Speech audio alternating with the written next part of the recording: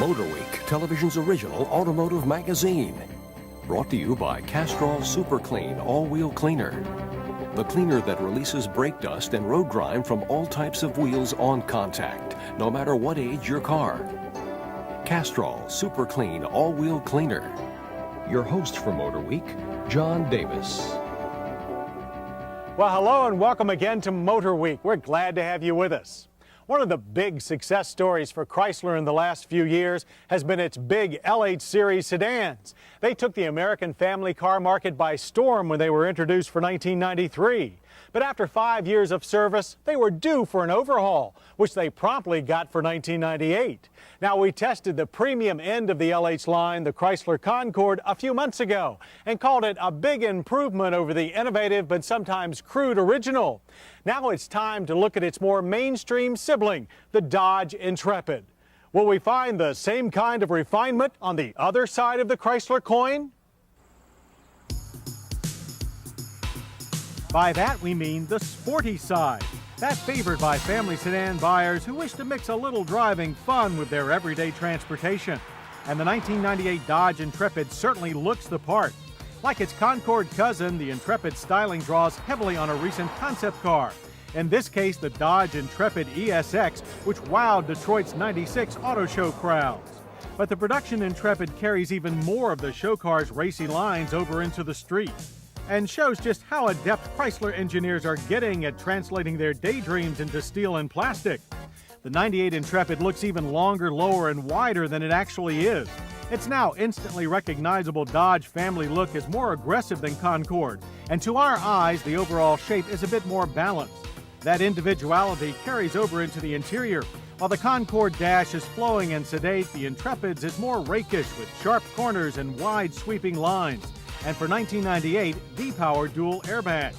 The Intrepid also gets stylish white-faced analog gauges. We like their smooth, digitally controlled movement, but wish for a more complete selection.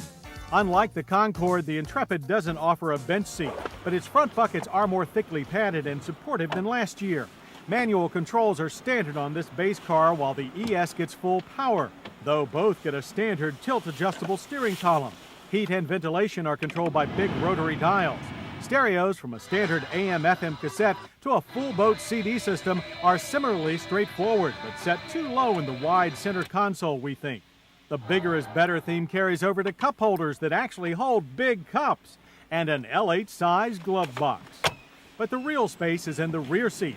Its 49.3 cubic foot volume shames that of many more expensive full-size cars, as does the big 18.4 cubic foot trunk. Moving all this requires some horsepower, so for 1998, Chrysler gave its LH cars two new all-aluminum twin-cam 24-valve V6 engines. Base cars use a completely fresh 2.7-liter unit that generates 200 horsepower and 190 pound-feet of torque, while ES-grade cars get a beefier 3.2-liter engine, making 225 horsepower and 225 pound-feet of torque. Both feed power to the front wheels by way of a 4-speed automatic transmission, though ES-grade boxes get Chrysler's AutoStick manual shift feature. With the 2.7-liter engine and standard 4-speed, our base test car hit 60 in a respectable 8.7 seconds. The quarter mile ended in 16.5 seconds at a terminal speed of 86 miles per hour. Throttle response was not as crisp as that of the larger 3.2, but the smaller alloy engine still pulled the 3,422-pound car down the strip with much more authority than its cast-iron predecessor. Intrepid handling is still controlled by McPherson struts up front and a multi-link Chapman strut assembly out back. The same touring package is now used in all LH cars and replaces the brand-separate setups used last year, and it showed on the track. With its prominent front-end plow, our base car didn't really exhibit any more sporting characteristics than the luxury Concorde.